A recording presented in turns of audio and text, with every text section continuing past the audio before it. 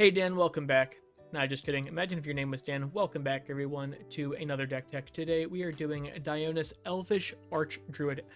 Dionus is a 4-mana 3/3. Elves you control have, whenever this creature becomes tapped during your turn, untap it and put a 1/1 counter on it. And this ability only triggers once each turn. We have a lot of mana dorks, so this is mono green elf tribal. So why play Dionus? Because he's probably just one of the best, if not the best elf commander. I mean, he's so good. He untaps all of your elves at least once per turn. We'll go into it. He buffs the team by giving them counters. He's functionally a lord. The amount of mana he's capable of helping produce is insane because you already have all of these mana dorks that tap for like, I don't know, 2, 3, 5, like, the big ones. And now they're functionally doubling the mana. He gives your board pseudo-vigilance just because, at the very worst, you don't have any tap abilities with him. You attack, you put a 1/1 counter on it, it untaps, and it's still attacking. And then the deck is great just because there's so many different elves to choose from. You have so much variety and ways to build this deck. You can really tune it however you'd like. Here's the game plan. We don't need him to win. Now, Dionus is great, but I mean, it's just elf tribal at the end of the day, right? Like, elf tribal is elf tribal is elf tribal. We don't need them. There's always going to be ways to win. Early game, we want to play mana dorks and value. We're talking like 1 mana enchantments, just mana dorks to play Dionus, not as early as possible, but we want to make sure that we have tap abilities ready as soon as possible so we can start doubling up, which is what we want to do mid-game, is just play Dionus, start aggressively attacking to double up our abilities. And then late game, we are going to attack with an army of massive elves after producing an obscene amount of mana. I will say, I've played with this deck a handful of times as I made this list, and it gets pretty silly. Channel and deck stuff. The deck's about $4.45 at the making of this video, which kind of is a bit expensive for a monocolor deck in my opinion. There's just some pricey staples. Say for example, Nykthos, cut Nykthos, save 40 bucks, easy. Get the cards you need from the link down below, and then as always, like, comment, and subscribe to the channel. Especially subscribe. We're almost at 1,000. Let's talk about creatures. We have no planeswalkers, we have no battles. Allosaurus Shepherd is probably just one of the biggest staple elves nowadays. He's a 1/1 for 1 that can't be countered, and our green spells can't be countered. Then we can pay 6 mana to make each elf we control base power and toughness 5/5, and they're dinosaurs in addition to being elves. Which is really nice because we're putting a lot of counters on things. So now they're 5/5s plus whatever kind of counters we have. Just making sure our green stuff can't be countered is very nice because we like to pay these big green spells. Arbor Elf is good. Just tap him, untap target forest. He's basically just a mana dork, but a little bit worse, I would say, in this deck. But he's still good because, again, we're going to tap him, and then we're going to untap him, and then tap him again. So functionally, he gives us 2 mana. Beast Whisperer is a great elf whenever we cast a creature spell, draw a card. That's a lot of casting because we have about 37 creatures total in this deck, I believe. So hopefully it draws us a lot of cards. I will say, one of the issues with this deck is having too much mana and nothing to do with it. So we have to make sure that we have enough card draw to keep up with the amount of mana we're generating. Canopy Tactician, short, sweet, to the point. Other elves get +1/+1. Tap it for 3. And again, always think how that Dionus is on the field, because that's the whole game plan. We don't need him to win, again, but ideally he's always on the field to help us out. We're tapping this guy functionally for 6 mana, which is beautiful. Circle of Dreams Druid, again, the idea is we're tapping this guy twice a turn, so even if it's just him and Dionus on the field, this is now a 3/2, and you generated 4 mana. Craterhoof Behemoth, I don't think you can have in a deck that doesn't have I don't think you could put it in a deck that has this many elves in it. It's just such an excellent way to win the game. He's tutorable. You can get him very early because you look at cards like Canopy Tactician and Circle of Dreams Druid that make an obscene amount of mana. So Craterhoof comes down, we have a bunch of creatures, we win the game. Deepwood Denizen I think is really nice because it's a 3/2 with Vigilance. Then we can pay 6 mana and tap it. We're never doing that. To draw a card. This ability costs 1 less for each +1/+1 counter on creatures we control. So it's nice just because, one, he's a big dude when we need it with Vigilance, and even plus the pseudo-vigilance he gets from Dionus. That will draw us a card for a green, which is nice. So we can draw 2 more cards every turn for 2 mana. Devoted Druid is cracked in this deck. So, Devoted Druid, tap it for a green, put a 1/1 -1/-1 counter on it to untap it. So, we have him, we have Dionus, we tap Devoted Druid, we get a green, and now it is a 1/3, and then we can functionally remove 2 counters from it to add 2 more green to it. So this guy taps for 3 most turns. And then when we have all these other +1/+1 counter shenanigans, it can get bigger and bigger. So this guy is a big, heavy-hitting mana dork that can potentially tap for a lot. Disciple of Freylease, 6 mana, 3/3. When it enters the battlefield, you may sacrifice another creature. If you do, gain X life and draw X cards, where X is that creature's power. We're putting so many 1/1 counters on things just so regularly that it's really good to draw us that many cards. The life gain's really nice, but it's more about the card draw.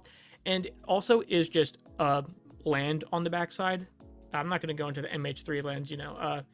But yeah, great elf when we need it, land when we don't. Eladamri, Corvectol. Eladamri Corvectol. He's cracked. 3 mana, 3/3. You may look at the top card of your library at any time. You may cast creature spells from the top card of your library, and then you can pay a green, tap them, tap 2 untapped creatures you control, reveal a card from your hand or the top of your library. If you reveal a creature card this way, put it onto the battlefield, activate only during our turn. He's so good. First of all, we always know what we're drawing. Secondly, if we have an elf on top of our deck and we have like a lot of creatures in this deck, it really works out. Plus, we have to pay a mana, tap him and 2 other creatures. They're all going to untap, so you can functionally do this twice if you'd like, to just cheat big creatures in from our hand or the top of our deck. Elvish Archdruid is probably one of the better ones in the deck. Other elves you control get +1/+1, and then you can tap it and add a green for each elf you control. See, this is like the one where Dionus starts to get really stupid, because when you have like your elves and you have a ton of elves, you have like 10 elves on the field, you're like, okay, yeah, I'll tap him, add 10, untap him with Dionus, put a counter on him, tap him again. Now you have 20 mana. He's really good. Look how old that dude is. He's great. Elvish Champion, creature, lord. Don't worry about that. He's just an elf. Elves, all elves. Maybe he isn't a lord. I actually don't know. Someone let me know. Is he just a creature type lord, or is he an elf? I don't know if that was errated or not. Either way, all elves get +1/+1 and have Forest Walk, which is great because it helps make our guys a bit bigger and unblockable. And when their +1/+1 counters are getting on them every single turn, that's really nice. Elvish Warmaster. Whenever 1 or more elves enter the battlefield under your control, create a 1/1 green elf warrior creature token, and it only happens once each turn. It's nice just because it helps all of our dudes bring in an extra buddy. All of our elves bring in 1 more buddy, which is really nice. And then he has a good mana dump on him, where we can pay 7 mana to give all of our elves +2/+2 and Death Touch until end of turn. So it's just a nice little cheeky thing. And let's talk about that while we have it. Combat tricks on creatures. Let's say we look at Elvish Warmaster and we look at Elvish Archdruid. Let's say Elvish Archdruid, let's just say we're not probably going to attack with him. Let's say we attack with him, he taps down, he untaps, right? He is now considered a attacking creature. We now just tap him again to dump all of the mana we generate into abilities like Elvish Warmaster. So because they untap, we can just tap him again and dump all that mana back into him to then beef up the team. Enduring Vitality is not an elf at all. It is an elk, maybe 1 letter away, but not quite an elf. So he doesn't get the untap bonus. He has Vigilance 3/3. Creatures you control, tap for any color, and then when he dies, you return him as an enchantment. That's not a creature. And this is good because we have some elves, say, like Evolution Witness and Elvish Warmaster, for example, that can't tap by themselves. The only way those guys can tap is by essentially attacking. So it's nice to be able to have all of our guys become mana dorks and have the ability to tap whenever we need it. I do want to clarify and mention again, Dionus only works during our turn with the untap ability. We have to go nuts on our turn. Evolution Witness is just so good. Whenever 1 or more 1/1 encounters are put on Evolution Witness, return target permanent card from your graveyard to the hand. So this is why cards like Enduring Vitality is great, because we can just now tap Evolution Witness, get a mana, put a counter on it. It's going to untap Evolution Witness, so now it's a 3/2 untapped. And since we put a counter on it, we're going to return target permanent card from our graveyard to our hand. So good. Azuri, Renegade Leader, regenerate target Dionysus, or really whatever elf we have, and he's another really good mana sink because he's just overrun on a commander. Elf creatures you control get +3/+3 and trample until end of turn, which is really good. Fauna Shaman is fantastic just because we pay a green, tap it, discard a card, search your deck for a creature, reveal it, put it into our hand. We're basically just filtering our hand for creatures, and since it's an elf and we tap it, it's going to untap as a 3/3, and then we could just do it again. Gallery Brigade, I can never pronounce that one. You guys know it. Other elves you control get +1/+1, but it has Squad. As an additional cost to cast a spell, you may pay 1 and a green any number of times. When this creature enters the battlefield, create that many tokens that are copies of it. So, painting the picture, we pay 3 mana, 2/2, other elves you control get +1/+1. Great. We pay 3 and 2 green, so 5 mana. We have 2/2/2s with other elves you control get +2/+2 basically. So, it can get really, really big. And when we're making so much mana and we're just like, whatever, why don't we just pay like, I don't know, 5, 7, we pay 9 mana. Like all of our guys are now just like +4/+4. Great. Gyre Sage is a super cool card. So in this deck, it has Evolve.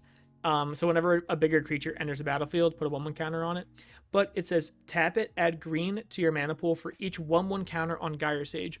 So let's say in the worst case scenario, we have Gyre Sage and Dionysus, right? We tap Dionysus for 1 mana. Dionysus is going to trigger Gyre Sage's Evolve, but let's pretend it doesn't. In just a vacuum, just these two. We tap Gyre Sage for 1. We then put a 1/1 counter on it, so we get 1 mana, and now then we untap him with that 1/1 counter on it. Now we tap him again, and we get 2 mana from it. So these guys are great because we have a couple of these that just get incrementally bigger and bigger and bigger for each counter on them, which is nice. Immaculate Magistrate I really like because I think it's a fun, cheeky little kill spell, basically. So I don't imagine Immaculate Magistrate is attacking very often. The way I imagine it is, let's say we have like 10 elves on the field, right? Let's even say 5 elves for a good realistic one. We attack with everything but Immaculate Magistrate. Let's see how our opponents block. Okay, let's say they don't block, let's say Imperious Perfect, right? They don't block Imperious Perfect. So they're like, yeah, we'll just take 2. Or actually, since we attack with Dionysus, it'll be a counter on it because it taps and then untaps. So now it's a 3/3, right? So we're like, okay, we have like 5 other elves. So why don't we just tap 5 elves? We tap Immaculate Magistrate, put 5 1/1 counters on Imperious Perfect. Now it's an 8/8. Immaculate Magistrate untaps with a 1/1 counter on it. We tap it down again to put another 5 1/1 counters on it, effectively making the 2/2 we had that was unblockable into a 13/13. Really good. And then Imperious Perfect is just a great little lord that we can then just pay a green, tap it, make a 1/1, put a 1/1 counter on Imperious Perfect, untap it. We could pay another green to make another 1/1. He's nice just because we can just poop out little dudes. Incubation Druid is really funny. It's a worse little Gyre Sage in a way. It's gonna, let's say again, whole scenario where we just have we have Dionysus and Incubation Druid on the field. We tap Incubation Druid, we get 1 mana of any color, and then we untap Incubation Druid. And since we put a counter on it with Dionysus, we tap it down again, and now we get 3 mana. So functionally, we just netted 4 mana off that, which is great. Draga Warcaller is super cool in this deck. So he's a 1 mana 1/1. He has a multi-kicker for 2. Enters the battlefield with a 1/1 counter for each time it was kicked, and then other elves you control get +1/+1 for each 1/1 counter on Draga Warcaller. So he's really great because it counts the 1/1 counters on him to buff all of our other elves. So we attack, he's a 2/2, all of our other elves get +1/+1. And just like when we put miscellaneous counters on them, let's even say through Immaculate Magistrate, we just tap it, put 5 1/1 counters on it. Now our entire board is +5/+5. So Draga Warcallers are really good for making our board big. Leaf Crown Visionary, again, another lord that's really good. And then whenever you cast an elf spell, you may pay a green, and if you do, draw a card. Like I said earlier, one of the biggest troubles that this deck faces is making way too much mana and running out of cards to cast. So Leaf Crown Visionary is nice just by having attacks of 1 per elf we cast, we just draw an extra card. And even if we were just like not making a ton of mana, that's just a good ability either way. And it's a lord. Llanowar Elves, you love him, you hate him, he's just there. Tap him, add for a green, Dionysus basically becomes a 2/2, and you untap him, now you get 2. He does up. List Alana Huntmaster, whenever you cast an elf spell, you may create a 1/1 green elf warrior creature token. It's just good because we have so many creatures. Like, again, I think we have like 37 creatures, maybe most are elves. So all of our elves bringing in a buddy is very nice. Marwyn the Nurturer, infamous elf tribal commander. Marwyn's nuts. Whenever another elf you control enters, put a 1/1 counter on it, and then you can tap it, add green, equal to her power. So basically, it's basically Gyre Sage. It's the same exact logic as Gyre Sage, except Gyre Sage has evolved, and Marwyn just has whenever another elf enters. So in my head, Marwyn's way better. But again, just another incremental mana to work. Null Mage Shepherd, I think, is just funny in the deck. Do I think it's the best card? No. Do I think it's really silly in this deck? Yeah. Tap 4 untapped creatures you control to pop an artifact or enchantment, and then since you just tapped 4 dudes, you now untap them all, put a 1/1 counter on them, and then you just do it again.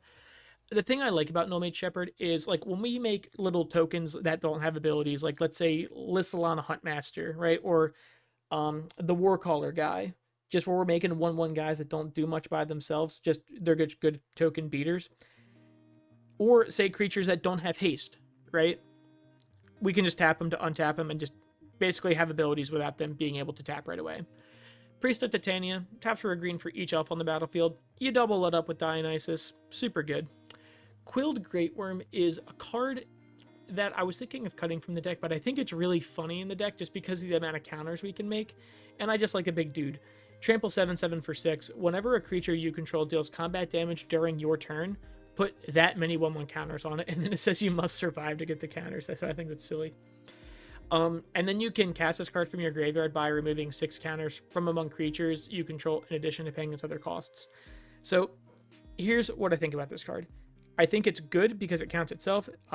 Whenever it deals combat damage, it just gets that much bigger. We already have a bunch of guys that are getting a bunch of counters, so we just put even way more counters on them. And then when he dies, you can cast him from your grave. And this is like a weird way in my head to have a guy that puts a bunch of counters on our creatures anyway, which we want, and he's a big beater.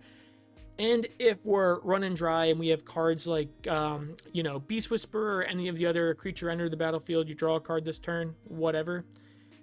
Like, he helps us trigger us out from the grave, which is nice in like a pinch. Reclamation Sage enters the battlefield, just pops an artifact or enchantment, short, sweet, to the point. Regal Force, we just make so many dudes that it'd be silly to not have. We make so many dudes and we make so much mana that this guy's just a hard refill to our hand. And he's a 5/5, so it's still pretty good. Selvala, Heart of the Wilds, is very good, and again, another incremental mana tapper.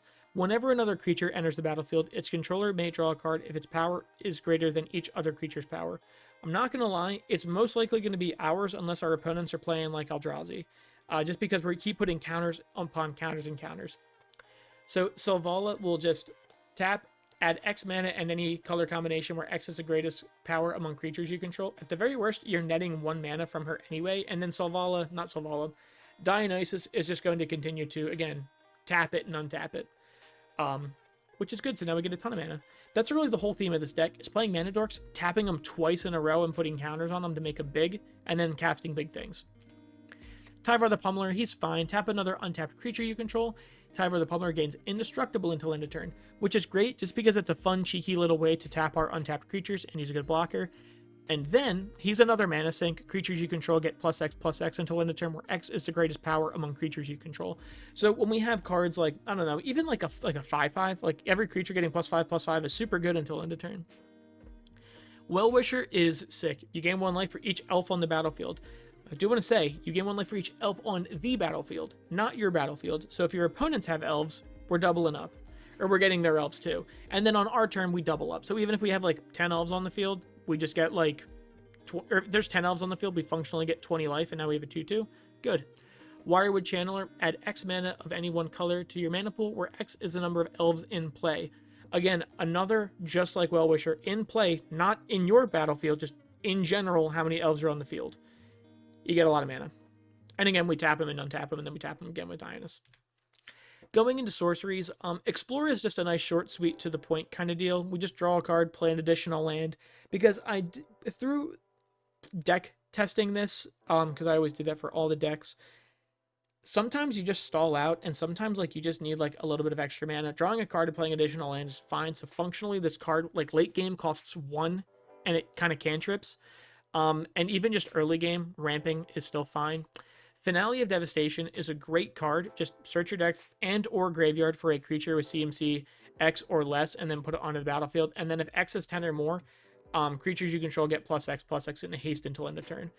This is like a legit, very real win con of just being like, yeah, I got a bunch of mana. Yeah, I got Finale of Devastation. Yeah, I'm going to tap all of my guys and get as much mana as I possibly can and whip out like a Craterhoof Behemoth or whatever. And then all my guys are +10/+10 in haste anyways, plus Craterhoof on top of that and trample because of Craterhoof. It's kind of silly. Like, you don't have to get Craterhoof, but I'm saying like you can just get like the best possible thing you need. Overrun is Overrun. Short, sweet, to the point. Creatures you control get +3/+3 and gain trample until end of turn. Again, it's really more for the trample because our guys are big enough naturally anyways. We have so many lords. It's really just having that trample is really good. Usually Overrun's a kill spell. The final 2 kill spells we have that are really just, again, we already have a ton of guys, make them big. Creatures you control get +10/+10 and vigilance until end of turn, which is really nice because now that they have like actual factual vigilance and not Dionys's pseudo-vigilance, we can tap them post-combat, which is still nice. Or, I mean, we could always tap them during combat, but now like we can just kind of save stuff till main phase 2 if we want to cast more spells or whatever. And Triumph the Hordes is legitimately a kill spell in this deck. Until end of turn, creatures you control get +1/+1 and gain trample and infect until end of turn. The funny thing is we have so many lords. Dionys says whenever even if we're just attacking, they're going to untap and get a +1/+1. So at the very least, our guys are all 2/3 trample infects. We got a bunch of them. So good. Going into instance, we have Beast Within, just because it's good removal. We're in mono green. Galadrim, I can't pronounce it. Galadrim? I don't know. Someone correct me. Ambush. Create X 1/1 green elf warrior creature tokens where X is the number of attacking creatures. Prevent all combat damage that will be dealt this turn by non-elf creatures. It's basically Arachnogenesis. It's actually almost exactly Arachnogenesis. Throat's getting dry. A lot of talking. It's basically Arachnogenesis. Prevent all non-damage elves, and then we just keep them. We tap them, do all that fun stuff. Like Null Mage Shepherd, we can tap them right away, which is really silly. Get counters on them. It's good. Heroic Intervention, because we don't want board wipes. We don't want people to destroy Dionysus. That's pretty much it, just to keep us safe. Inspiring Call. Draw a card for each creature you control with a 1/1 counter on it. Those creatures gain indestructible until end of turn. That's basically most, if not all of our creatures are almost always going to have 1/1 counters on them. So just protecting ourselves from a board wipe or in a pinch, drawing a ton of cards to see if we can win out the game is very nice. Return of the Wild Speaker is good no matter what. Draw cards equal to the greatest power among non-human creatures you control. I don't believe we have any humans in the deck.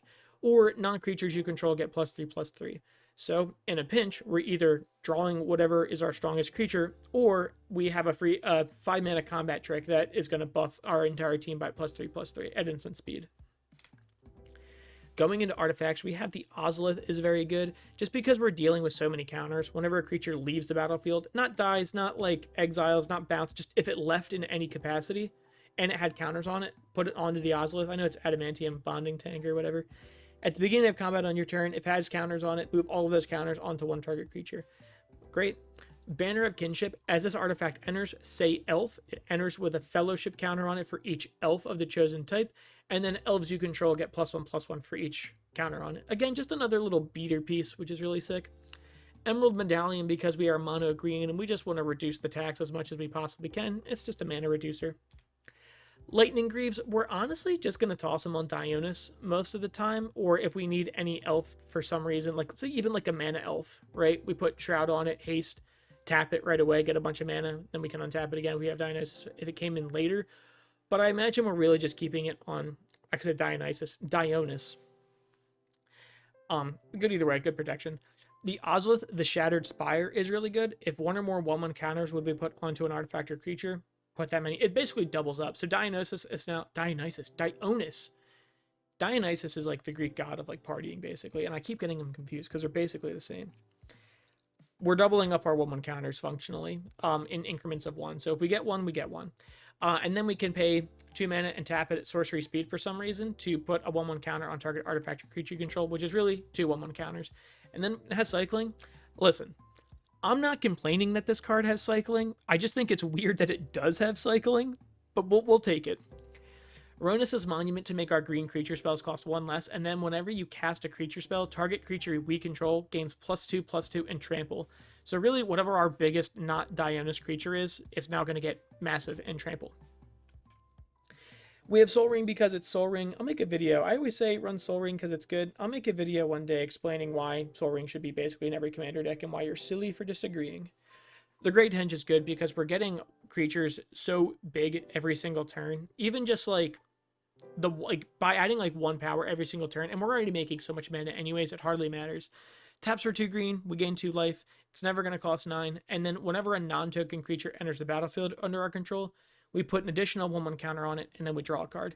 So again, it's one of those cards that just keep us consistent, right? It's going to beef up our guys. It's going to gain us a little bit of life, tap for a little bit of mana, and then more importantly, all of our guys are going to continue to draw us cards, and hopefully we can play more guys. Umbral Mantle. Equipped creature has pay 3 mana, untap this creature. Target creature gets +2/+2 until end of turn with equip 0. This card is really just for the infinites in the deck, basically. That's kind of how I look at it. When we have cards like Elvish, what's that? Elvish Elder?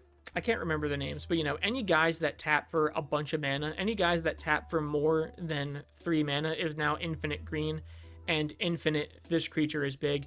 The way it works is Elvish Archdruid is the one I was thinking of, right? He says you tap him and add a green for every elf you control. Let's say we have 4 elves, right? Which is pretty realistic, including him. We equip it, we tap it, we get 4 mana, we pay 3 mana to untap to give a creature +2/+2. We have now netted 1 mana, we tap him down again, we make 4 more mana, untap. Then we pay the 3 to untap him, we now have 2 floating, and a creature got +2/+2 every single time. So it's a good instant kill for a player, or players, or everyone, or we have infinite green. Realistically, it's both. And then we have Vanquisher's Banner. I know it's not the best, but we make a lot of mana. It's going to make all of our elves a little bit bigger, and then whenever we cast an elf, we're going to draw a card. So again, keeps us consistent. Going into enchantments, we have Beastmaster's Ascension. Whenever a creature you control attacks, you may put a quest counter on it, and then if it has 7 or more quest counters, creatures you control get +5/+5. Really just to help finish out the game. We make a lot of dudes. Guardian Project, basically whenever a non-token creature enters the battlefield, draw a card. It can't have the same name because Commander is a singleton format, so whenever a non-token creature enters the battlefield, draw a card. Hardened Scales, if you would put 1 or more 1/1 counters on a creature, you put that many +1. So now, again, basically the same thing as the Shattered Ozolith, just Dionus taps for 1 more mana. Or not 1 more mana, 1 more counter, so 2 counters total.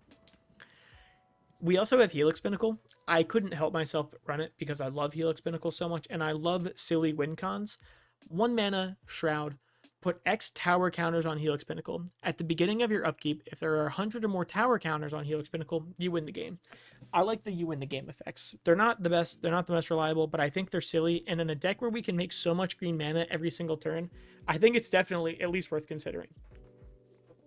Innkeeper's Talent, super good. At the beginning of combat on your turn, put a 1/1 counter on a creature you control. Permanents you control with counters on them have Ward 1, which is also really good, basically for 3 mana, and then we can pay 4 more mana if a counter would be put on a permanent or player, put twice that many of those counters instead, which is nice because we're now just doubling up our 1/1 counter abilities forever. Leyline of Abundance, if it's in our opening hand, we start the game with it on the battlefield. If not, it costs 4 mana. Whenever you tap a creature for mana, add an additional green, which is most of our creatures, and then we can pay 8 mana to put a 1/1 counter on each creature you control. Which is nice because when you see cards like the Ozolith, you see cards like Hardened Scales, Innkeeper's Talent, like, ideally we're putting more than just a 1/1 counter on everything. So again, another mana sink. Finally, for enchantments, we have Sylvan Anthem. Green creatures get +1/+1, and then whenever a green creature enters the battlefield under your control, scry 1. Really just to keep us consistent, make sure we're hitting what we want, make sure we're getting rid of stuff we don't need. And then Tribute to the World Tree is just great pretty much whenever a creature enters the battlefield under your control. Draw a card if its creature is power 3 or greater, or put 2 1/1 counters on it.